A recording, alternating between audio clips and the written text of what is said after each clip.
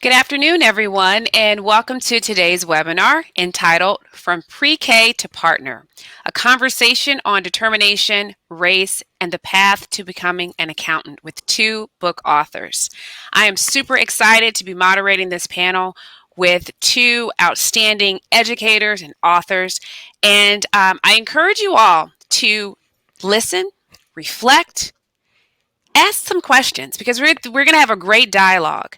So my name is Kelly Richmond Pope. I will be your moderator, as I said, and we are going to jump into our slides.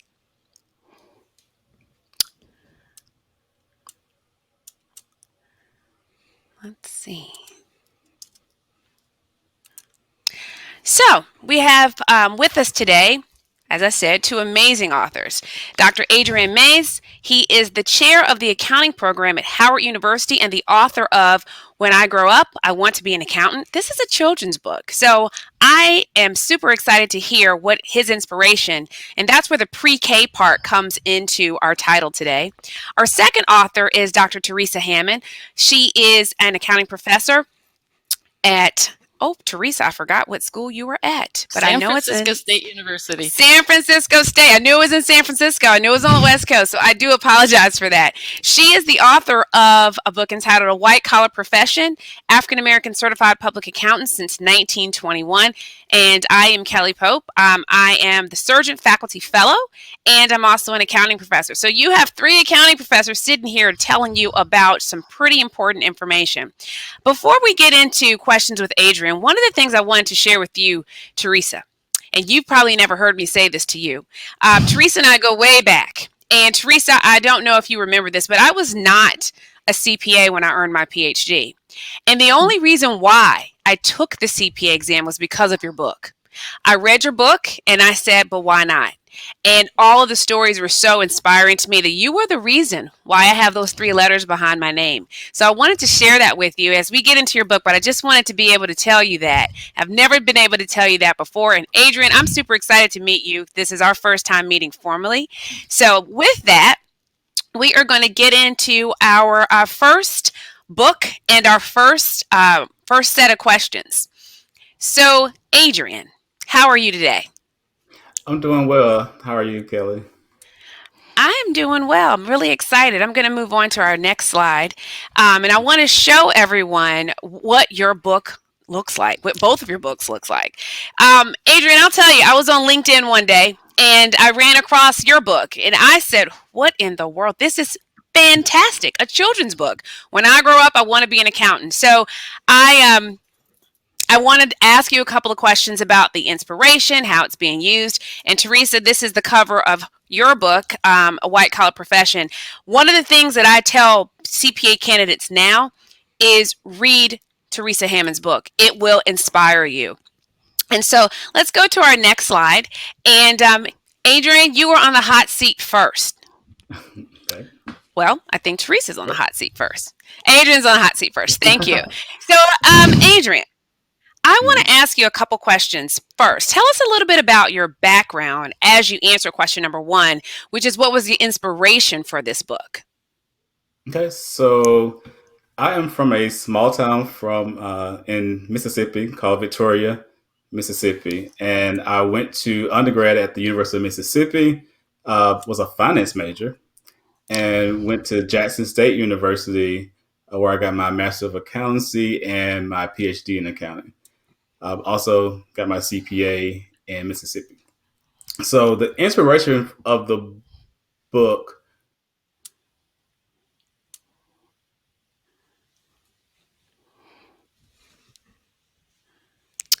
Well, I think we're on our seats trying to find out his inspiration. So while we're waiting, we lost Adrian for a second. Theresa, we'll go to your book for a second and we'll come back to Adrian.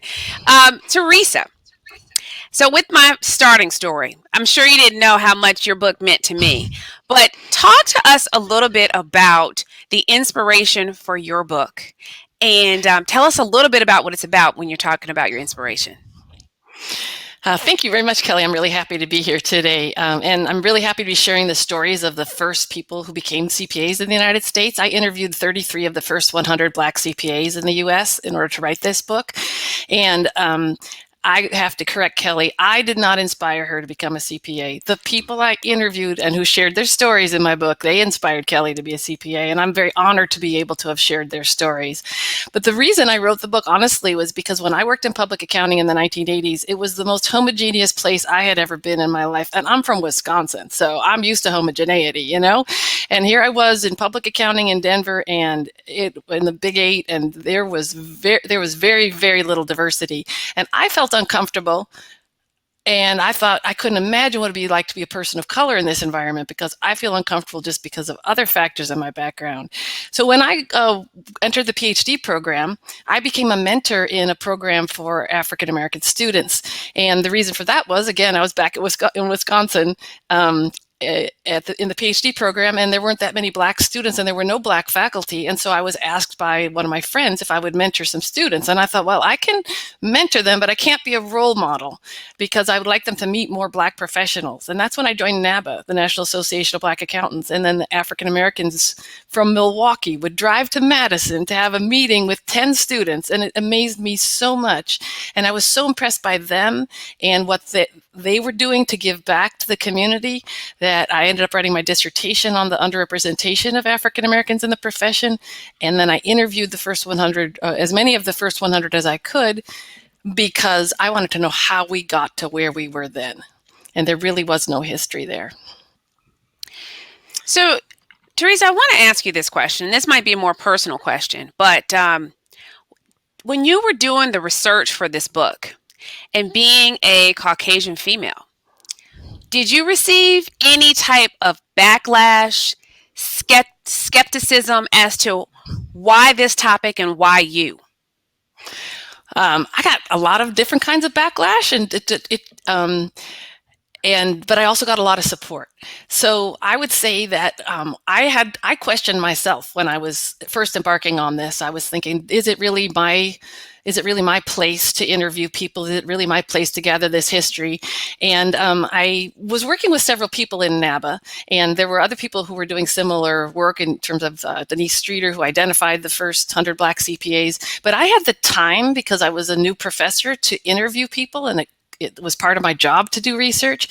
And I realized pretty early on that if I didn't interview the people in the book, they would not be around to be interviewed in a very short period of time. I was interviewing people who were in their 80s, people who were, a lot of people in the book did live well into their 90s, but you just never knew. I remember calling somebody, and he had, trying to reach someone who had just passed away a year or two before, and I thought, I really need to get get a move on and interview as many of the people as I can on this first 100 list before we don't have the chance to do that anymore.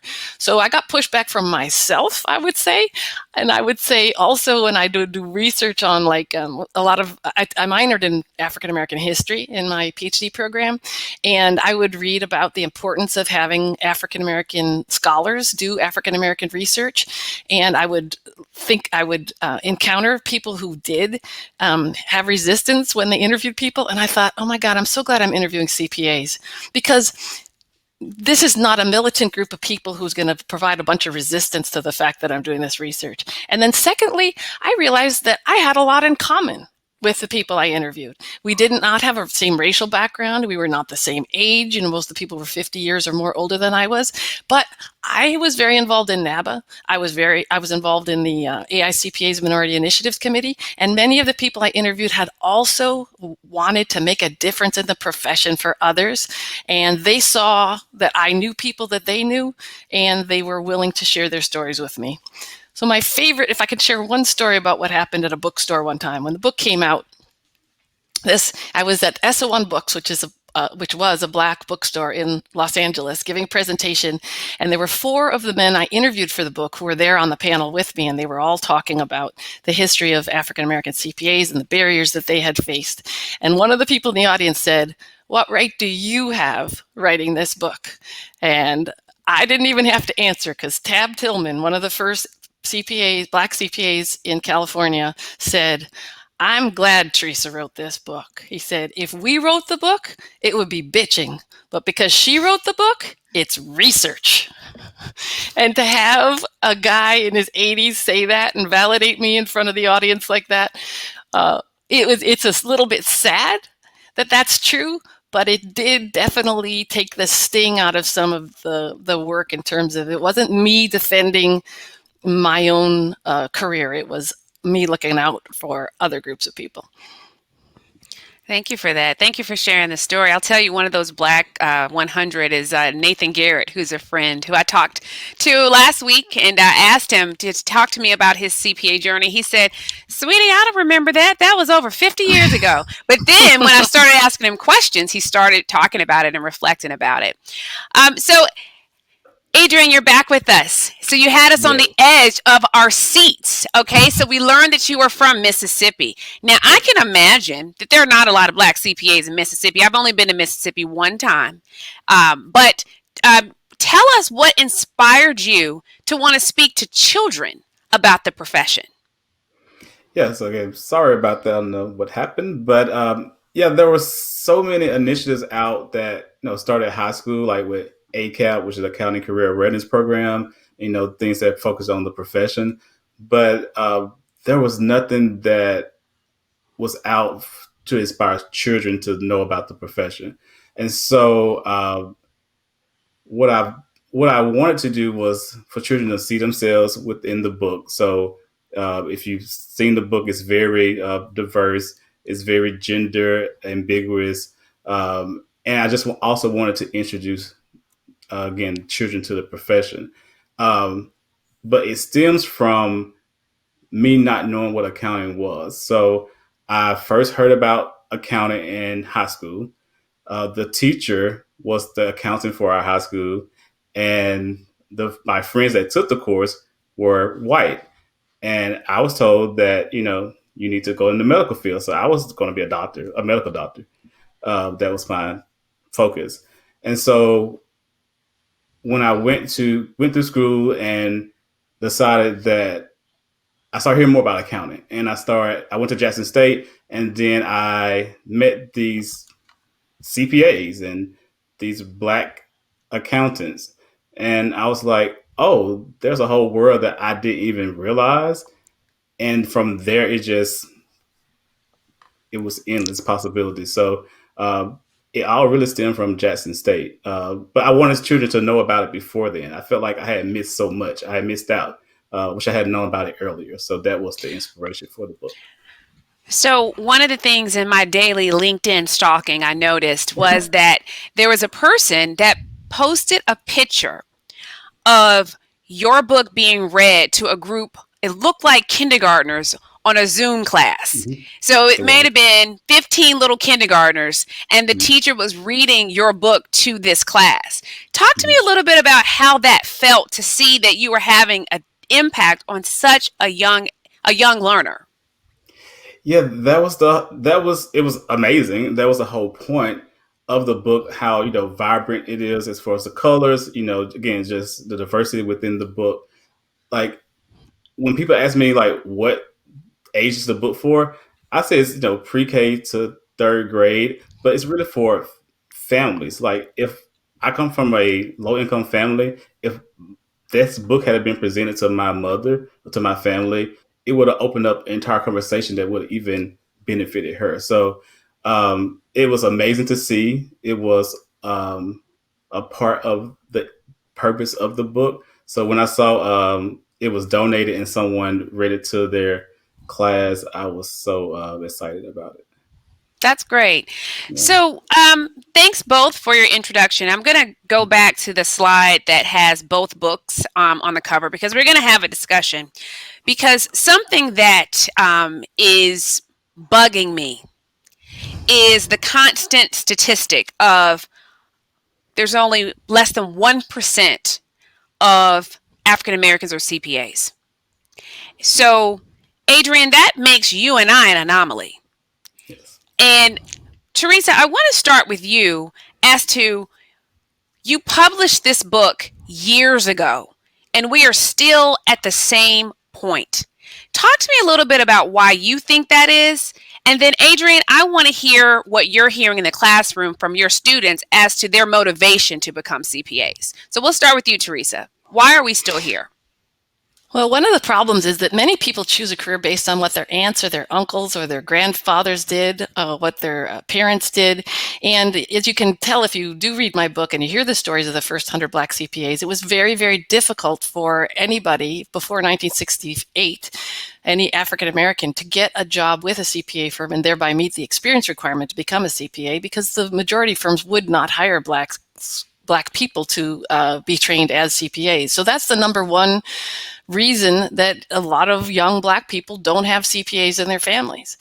And so then they don't see that as an opportunity for themselves. The number two is actually what Adrian alluded to, and he said he had to be a doctor when he grew up. Well, there are TV shows about doctors. There's also, has long and historically been a role for Black doctors in the Black community. And Meharry had a medical school, Howard had a medical school. Same thing with law. There are TV shows about lawyers, and there are Black lawyers that we know of from history. We think of Charles Hamilton Houston and Thurgood Marshall and the role they played in American society. They're very high profile African Americans in those fields. Ministry, ditto, and also for teaching.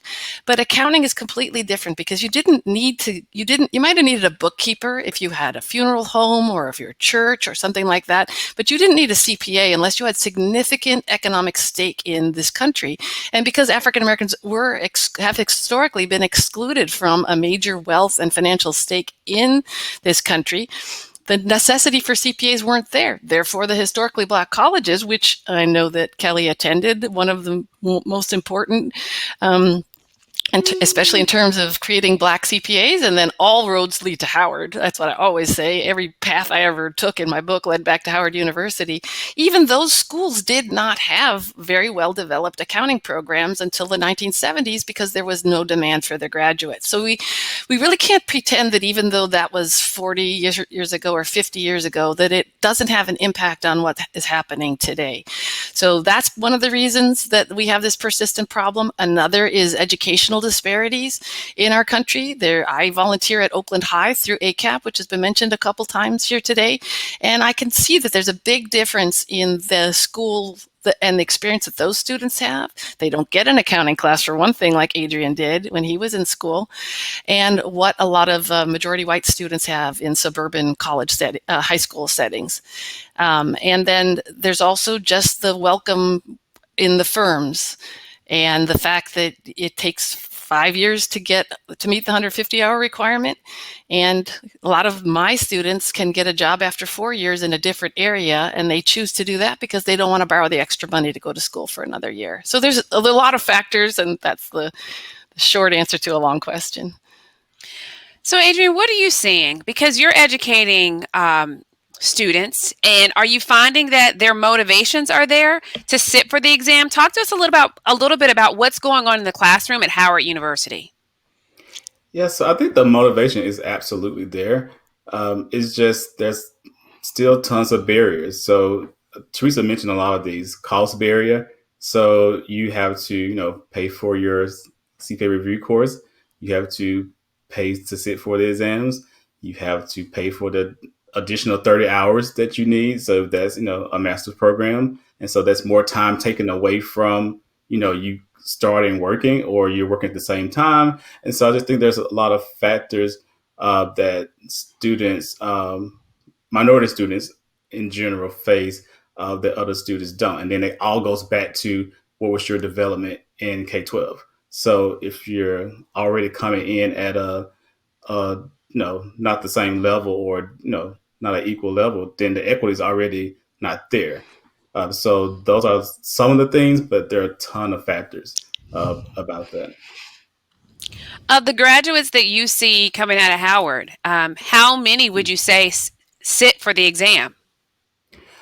Um, I would say, and I don't have the actual stats on that, but I would say a good majority of our students sit for the exam. Fortunately, we have a Master of Accountancy program, so that is what we've used to have students stay that additional year if they choose to, and some go to different programs that we mentioned to them. But a majority of our students sit for the CPA exam. Now, the question is the success of sitting for the exam. Talk to us a little bit more about that. What do you mean by that? Yeah. The success of sitting. So, so I'll give my experience. So I graduated from Jackson State for my master's program, and there were about 4 or 5 of us sitting for the CPA exam at the same time. And we were working, and it was just like, what is this? This exam is not for us. We keep failing parts. Like, what are you doing? Like, what CPA material are you using? And it just was discouraging. It was like, almost like, how did the people before us pass this CPA exam? But it just was something that I think most students, I don't want to blame the exam, but it is something that is missing from, I guess, maybe just test taking about the exam. That we just have a hard time passing the exam. I was fortunate to pass, pretty much all my 3 of my parts the first time, but even that came with an extreme cost attached to it, that I had to use a certain, CPA review course, and it just was. I just think we are not prepared for the exam as as our counterparts are. I'll say that. So, Theresa, from where you stand, and for the people that are on today's webinar, how do we make people understand that there are truly barriers for African American students in 2021 to sit for the CPA exam? How do we let them first understand that, and then a call to action we'll talk about later for them to do something to try to help? But first, how can we help people understand that there's truly an issue, there's truly different challenges in the African American community when it comes to sitting for the exam? Well, I think that in general, white people aren't very interested in African American history and haven't been very aware of African American history or even the conditions that African Americans face in schools today. I don't think people are familiar with the types of schools that many African Americans go to attend in urban areas, especially like Oakland and San Francisco. And it's super unfortunate that it took the murder of George Floyd to raise the attention of the entire country of the invisible conditions that African Americans experience every single day. And when, it's just a white person doesn't look at that video and think of being George Floyd. They think of being a bystander and trying to intervene or something like that at best. But they can't even imagine being that person that is being treated that way by the police, because that is not the way people think of the police. That is not the way white people think of their interactions with the police. And I think the same thing is true in accounting. I think that some people have been able to make that leap this past year from, if there is that invisible world going on between the police and the African American community, what other things are not visible to me as a white person in this society? And one of them is about public accounting. I talk to my students for years, and I've been faculty advisor to NABA for 30 years in the different colleges where I've worked. And so I've talked to students over the years about their experiences.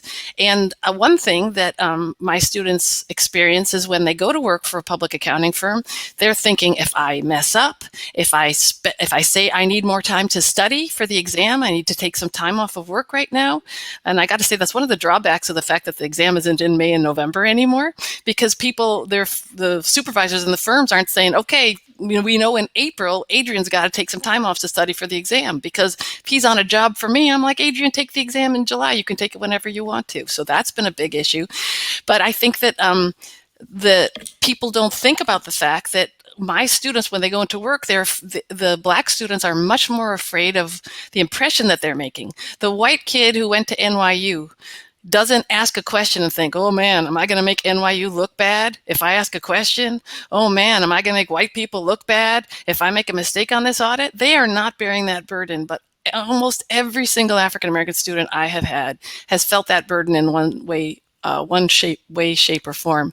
I think the whole purpose of it is to counteract. I think that the purpose of NABA is to help counteract that and to build a community and support system.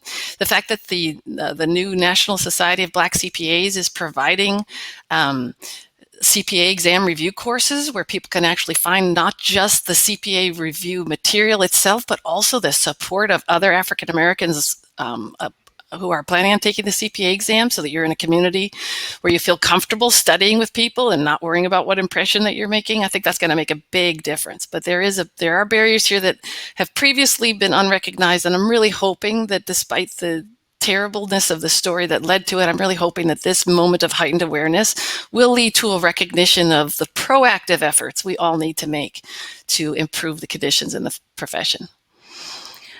So I'm going to go to the chat. We have a couple of questions, and I want to read the question, and we will get into this. Okay, so Marisol Rodriguez asked the question of how realistic or how old is too old to attempt to sit for the CPA exam, knowing that you have all the educational requirements completed.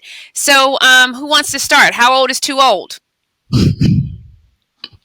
How old is too old? I don't think there's an age cap. There are the requirements.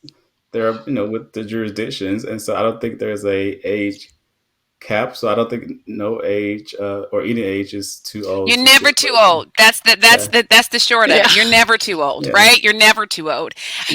One of the things that You go ahead, Theresa. Go ahead. Oh, no, all I was going to say is that one of the women I interviewed for my book didn't become a CPA until she was 60 years old. I had thought, because she got her CPA in the early 60s, I thought, well, she must be one of the younger people. So I'm going to interview, as I was saying earlier, I was going in order of when people got their CPAs, because I didn't want to miss the opportunity of interviewing people who had gotten CPAs in the 40s or 50s. So I was expecting her to be one of the younger people. She was 88 when I called her. She didn't get her CPA till 1960 because she wasn't able to meet the experience requirement until then in her state.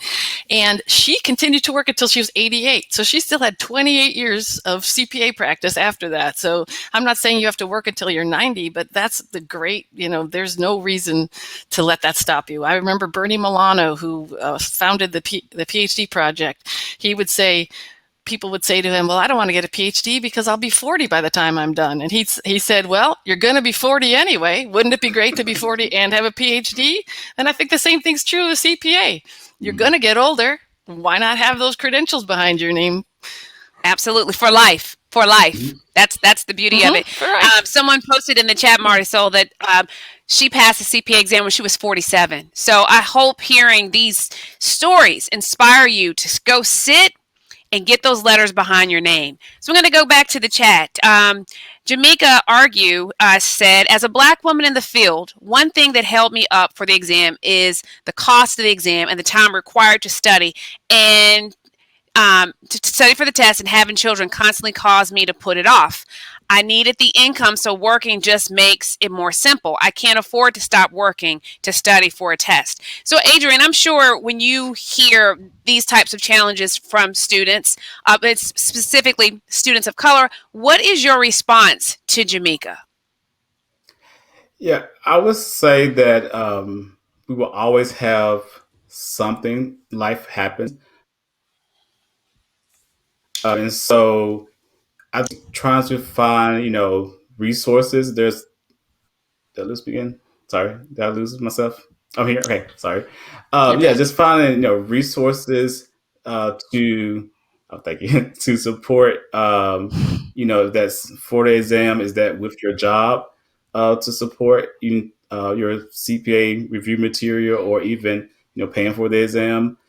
And also just carving out time. Like I don't have children, so let me say that I was working the whole entire time, but I would just carve out times on the weekend. I was like, no one bothered me on the weekend at all, and from 6 to 10 o'clock every day, like every weekday, like I'm not going to talk to you for the next year and a half.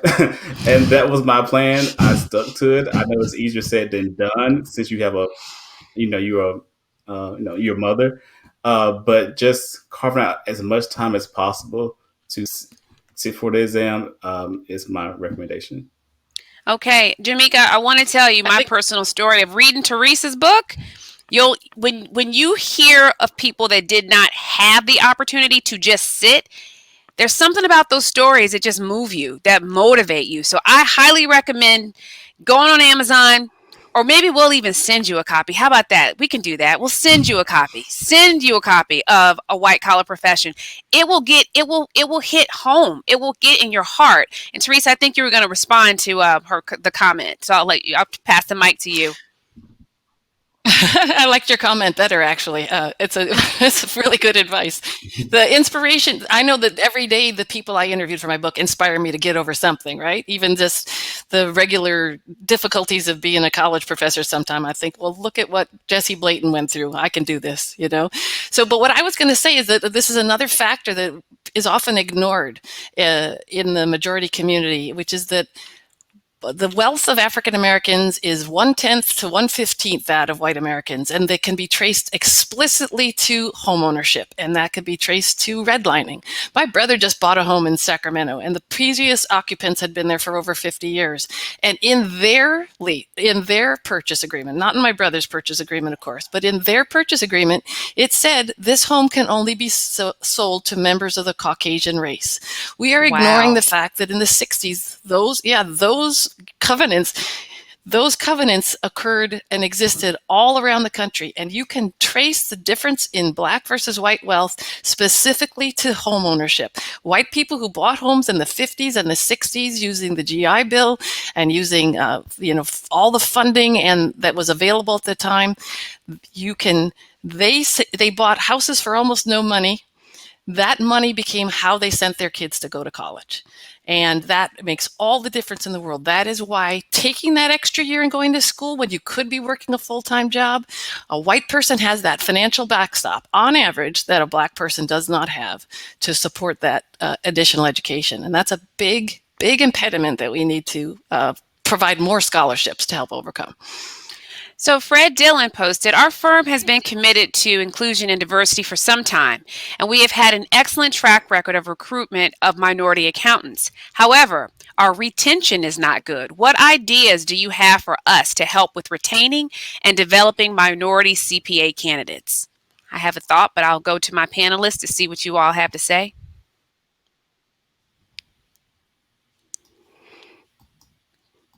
Do you want me to start? It's up to you, Kelly, if you'd like to go first. But I think it depends on the firm. But creating a culture that's really supportive is incredibly important within firms. And I see my students again here in San Francisco, and they will be working for a public accounting firm where they see no Black managers, they see no Black partners, and they get recruited by a Clorox or a Kaiser. And at Kaiser, they meet Black vice presidents, and at Clorox, they meet Black vice presidents. And so they don't see a future for themselves often in public accounting that they see in the corporate world or even the not-for-profit world in the case of Kaiser around here. So I think it's really important to create those communities within your firm. I don't know what firm Fred works for, but creating a community within a firm and making sure that young people see a future for themselves. So I wanted to add a couple comments for support out there for Marisol. Sharon Alexander Jenkins said, I just passed my final CPA exam in January 2021 at 32, and I've been aspiring to become a CPA since I was 20. Don't give up. We need you. So I thank you for the support in the chat.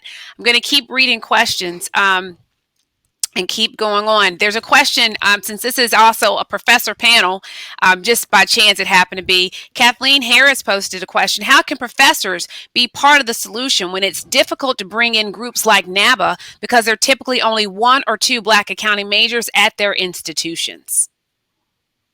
Theresa, I think that's a question for you, given that you're at a well, are you at a PWI? Technically, I shouldn't say technically, we're at a Hispanic serving institution. More than 25% of our students are Latino, but we have a very small number of Black students. It's about 5% African American at San Francisco State. So I think that that's a really important question, and it's something that I think about every day. And what I try to do is make my students feel welcome in the class without singling them out. So I ask all my students for their resumes. Black and white, Latinx, Asian, all my students, I ask them for their resumes, and not all of them give them to me, but I make a point of following up with the students that I think need extra attention and make sure that I've seen their resumes, that I help them develop a really professional resume, and then also tell them about NABA, tell them about Alpha, tell them about the student groups and the professional groups that they can join in order to find a bigger community. Because it is true, I'm on a diversity task force right now at San Francisco State, and we did a series of town halls with Black students, and we found that the African American students, when they're asked to choose their own student groups, they'll find that the other students will look right past them and not ask them to be part of the group, even though they don't know anyone in the class.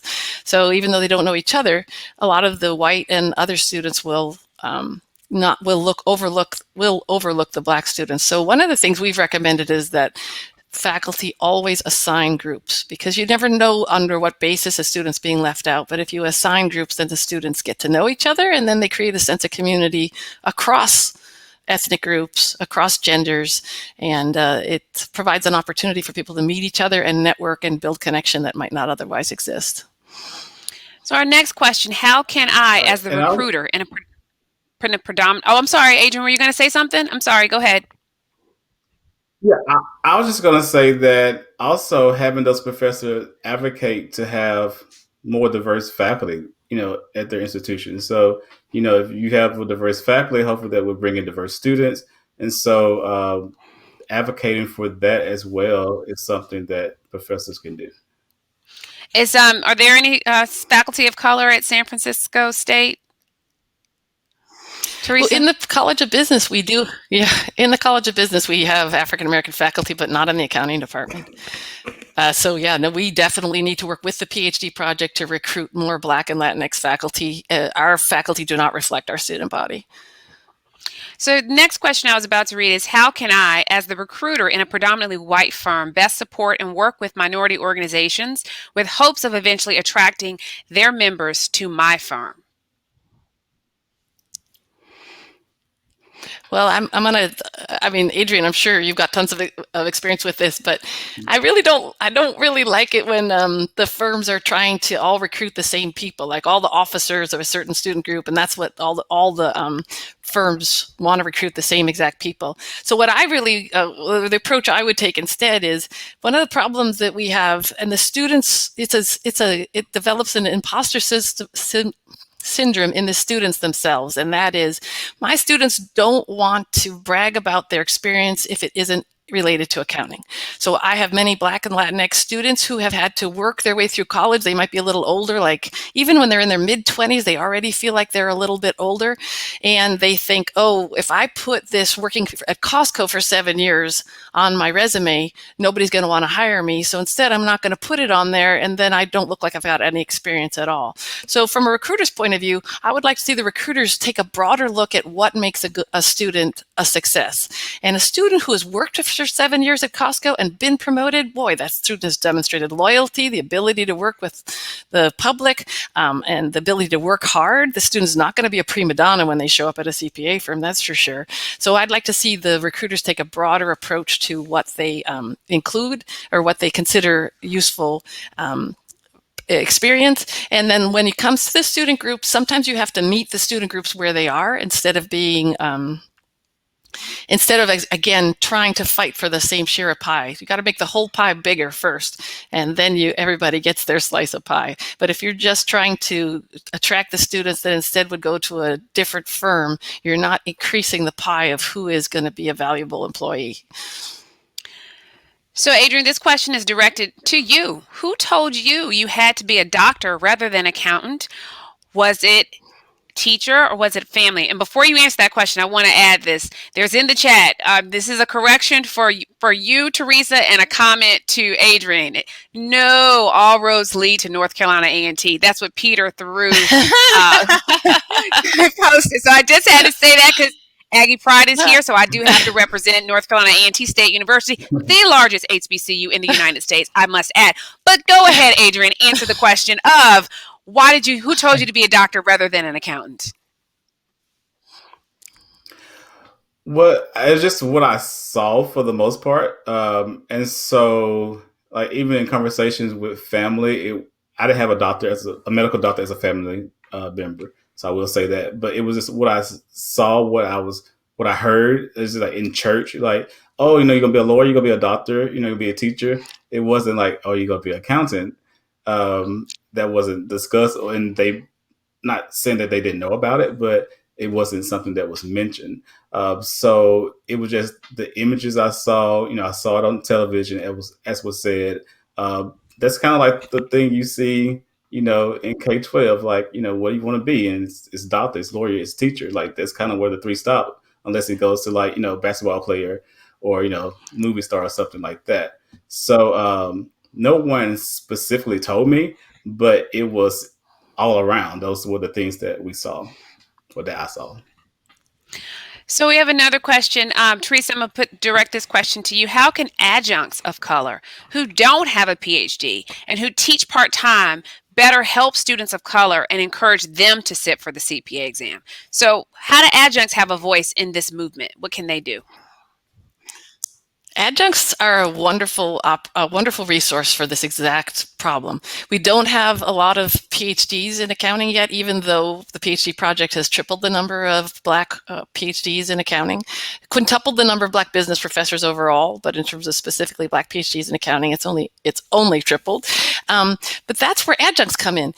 If it's a lot easier to work with your NABA connections if you're a department chair and find an adjunct who wants to come and teach at part-time at your school.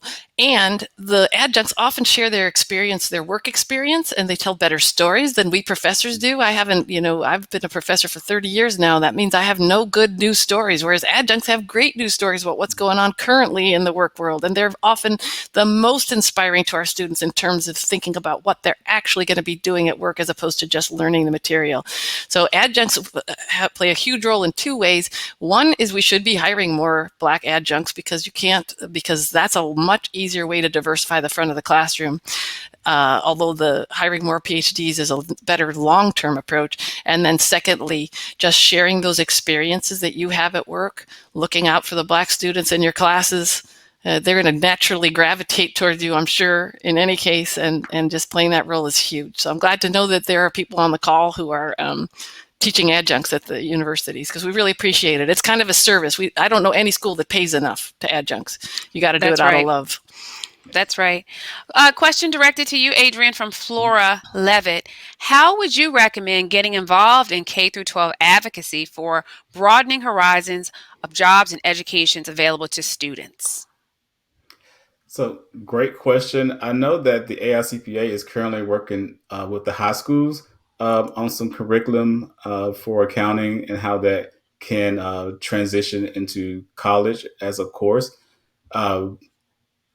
But I'm still working on trying to figure out how we advocate for the curriculum to get to K-12. So that's something that I'm still considering. I'm still thinking about. So I think that is a very important conversation that needs to continue to be had and that we have. And so if you have any recommendations, please send them my way as well. I'll tell you something that they do in Chicago, the Chicago public school system, and that is they have a teacher for a day program. And so I volunteered, and I was the accounting teacher for the day in this high school. And it was a really eye-opening experience. One, I know that there's a reason why I'm not a high school teacher, but it was a really good experience. But I was able to expose accounting to high school students. Something else that I know I've thought about is going and guest lecturing in our local high school. There are a lot of accounting courses in the high school at the high school level, but I think it's really important for those students, specifically students of color, to see us there. So one of the things that I try to do is just go into the high school and show my face and tell them a little bit about what accounting is all about, what's the field. I've taken a little different approach in accounting because I've merged accounting with filmmaking. So I'm an accounting CPA documentary filmmaker. So I have some stories to tell, Theresa. I have a lot of stories to tell. And so that always opens people's eyes up to all the variety that the profession has to offer. So, Theresa, I have a question for you, directed for you. How can a white male CPA, 50 years plus, make a difference in the future? What can he do? What advice would you offer? Well, since that's a pretty good description of most of the partners in the firm, so I'm hoping all of the white males in their 50s want to make a difference in the profession because they're the ones who can actually make the change. There are several ways. One is to volunteer. I have not just the teacher for a day that Kelly was talking about, but almost every high school has a career day. And if you sign up for career day at the most diverse high school near your home, they will invite you, and you'll probably be the only accountant there, which, I've done a lot of these career days and they're pretty fun, but it's interesting to me to see my students say, oh, I learned about accounting from a career day. And I'll say, oh, did someone from NABA come? Oh, no, it was just some white guy, but what his job was sounded really interesting to me. So you can, obviously young African Americans are seeing a lot of white lawyers on TV. They're seeing a lot of white doctors on TV, and they're inspired to become that profession. It's always great to have a person of color in front of the students, but any white person can also inspire someone to become a member of our profession. And I think the key thing is just genuinely being sincere, genuinely listening to the students, genuinely listening to young people, hearing what their experiences are. You don't gaslight them and say, oh, no, that person didn't mean that. Oh, no, this is not what it's like. You got to genuinely listen to their experiences and sympathize with them and provide constructive advice about how you entered the profession, what barriers you faced, what challenges you overcame, what it was like for you to take the CPA exam, because it's not easy for anybody, and take an interest. ACAP is another great way, not just career days, but the Accounting Career Awareness Program, depending on where you are. For our Accounting Career Awareness Program, we go to the high schools. We were finding that not enough Black students were actually applying to ACAP. ACAP is a 1-week program at UC Berkeley every summer. We have about 35 students who come every summer. But what we decided was to go visit the more diverse schools because they weren't necessarily applying to come to ACAP because there aren't as many counselors. There's like one counselor for every 2,000 students in the Oakland Public Schools. If a student goes to a private school, it's completely different. If they go to a suburban school, it's completely different. So we go to the high schools and we bring 10 to 20 volunteers every time. White people, Black people, younger people, older people, retired people who just want to come and be in the classroom, help the students, give them examples of counting. We do an inventory exercise with Lego. We just do fun activities that anybody can do who has a genuine interest in students and in developing students. So I wanted to add to that conversation, Dr. Keisha Williams-Smith, the director of the master's program at North Carolina A&T State University, posted in the chat, you can advocate with the state societies and the state departments of education. Also connect with your local school district's curriculum specialists. So ways that we can help, ways that we can reach out. Let's keep going and reading more in the chat. Here's a comment that I've been trying to get to, and it's from Patricia Dixon, and she said, personally, success in the CPA exam is not the real issue. The real change is reasonable opportunities not being available. I'd like you guys both to comment on that quote or that comment, and let me know your first reaction when you heard it. I agree. I mean, I think of that in terms of the people in my book, for sure. Taking the CPA exam was not the problem. The problem was real opportunities. And the people that I interviewed, many of them started their own firms and created their own businesses within the Black community in order to have reasonable opportunities. So I understand that situation. I understand that perspective. What I try to tell my students is, yeah, it's not always going to be fair. It's not always going to be a reasonable opportunity. But what do you want? Where do you want to be? And what tools do you need to gather for yourself and to earn in order to be where you want to be? And if one of them is getting a CPA, then, because someday you want to open up your own firm or because someday you want to be an entrepreneur, then maybe you have to put up with this, these non-ideal conditions for a while in order to achieve your goal. But you have to make that decision yourself. But I agree that it's true that we have not reached a level playing field for sure. For sure.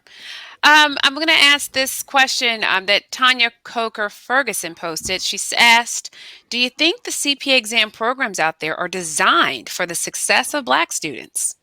This is an interesting conversation. No. Well, my answer is no.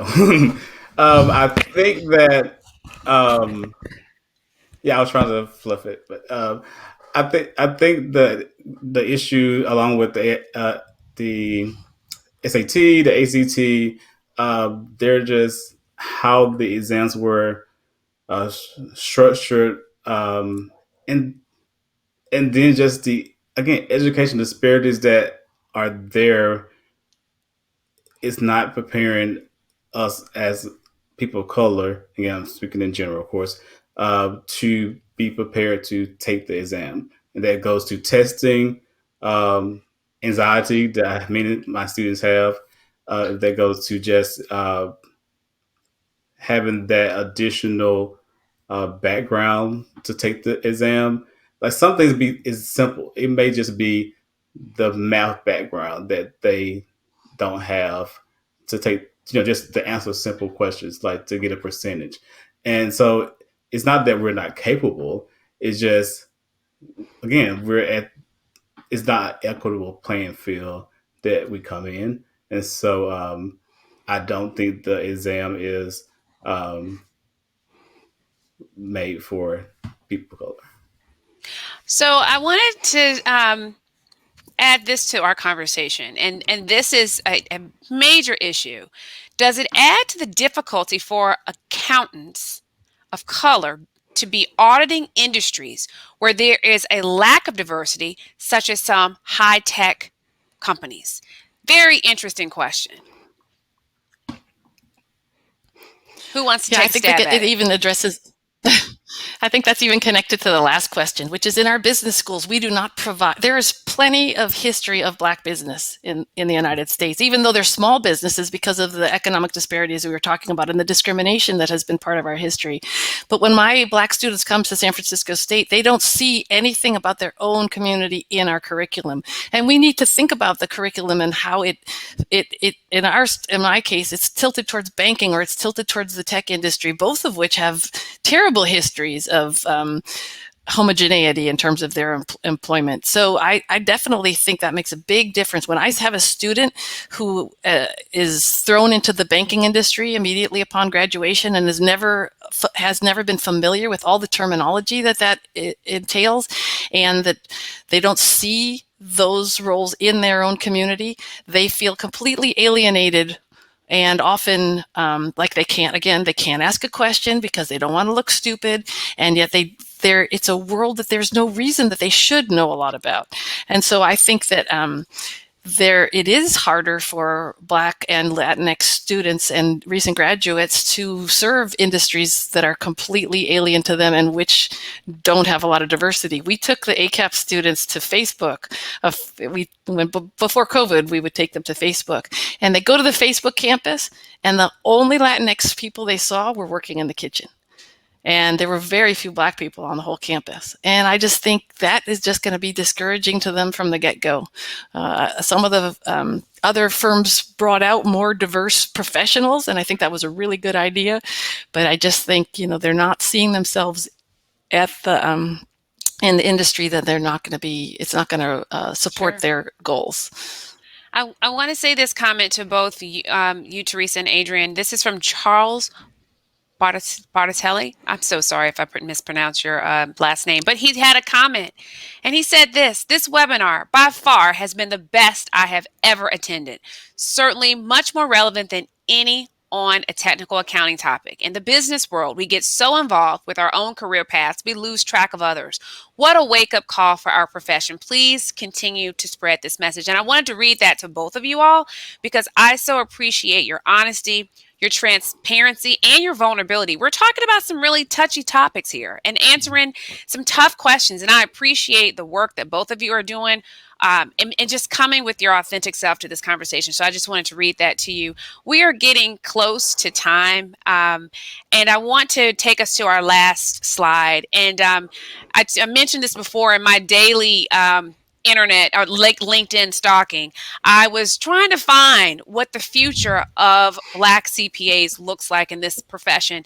And I found these recent CPAs, and I wanted to celebrate them with all of you on our call today. And so take a minute, take somebody's name down, connect with them on LinkedIn, welcome them to the profession, and say job well done. You don't know them, but just find one name on this slide and find someone, connect with them. So for the gentleman that posted, I'm 50-year-old white male, what can I do? Say congratulations to one of these kids, because this is the future. This is the only way we're going to increase the 1%. And maybe by next year, Theresa, when you have an updated copy of your book, and Adrian, when you have your second edition of your children's book, we'll be at 4%. But we have to start reaching out. So find a name. This slide will stay up for a second, but find one name and just reach out to them on LinkedIn. Say that you attended this webinar and you want to celebrate them for passing the exam and welcoming to the profession. Even better, if you have an opportunity for them, even better. But we have 2 minutes left, and I want to go back to our panelists for any lasting thoughts before we end for today. I'll start with you, Adrian. Any lasting thoughts that you want to leave our attendees with?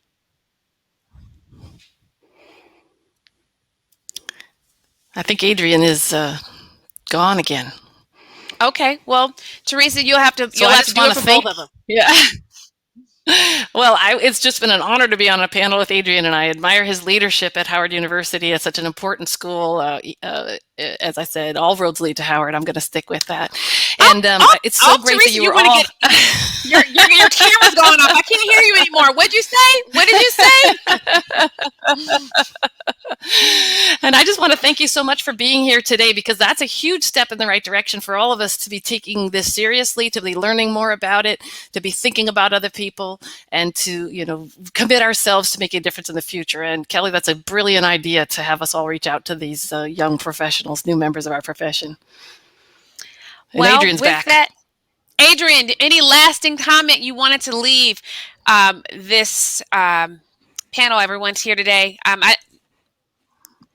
Yes. So what I was going to say is that if you are a person of color, reach out to another person of color to, if they're need encouragement to sit for the CPA exam, if they, need encouragement as they're sitting for the exam and studying, they just recently passed it, encourage them to encourage someone else. And if you're not a person of color, do the same thing. That is what ally and advocate is. Advocate is actually being actionable in that support, and so reaching out to make sure that we're encouraging each other.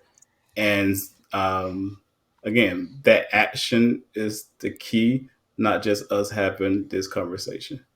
Well, thank you for that. So in addition to finding one of those students on the previous slide, a couple things that are call to action that you can do. Encourage a student or a professional. Share your story, share your experience, offer an opportunity. If your firm has a scholarship that you can help a student, just get behind it and help them. If you know of someone that is interested in a challenge, I love a good challenge, right? I am hosting something called the Surgent CPA Challenge. If you know a student that needs encouragement getting through the CPA exam, I put my email in the chat. Let me know. And then we have a pending upcoming course about accounting legends. And so one of our attendees today knows exactly what I'm talking about. So stay tuned. Come back for more to continue this conversation. We know that this is the close of Black History Month, but Black History celebration doesn't end today. We have to do more to get the numbers. I thank you all for being here and spending time with us. And again, my email's in the chat. If you have any questions, if you want book copies, shoot me an email and we'll get something to you very shortly. So thank you all. Have a great Friday, and hope to see you soon.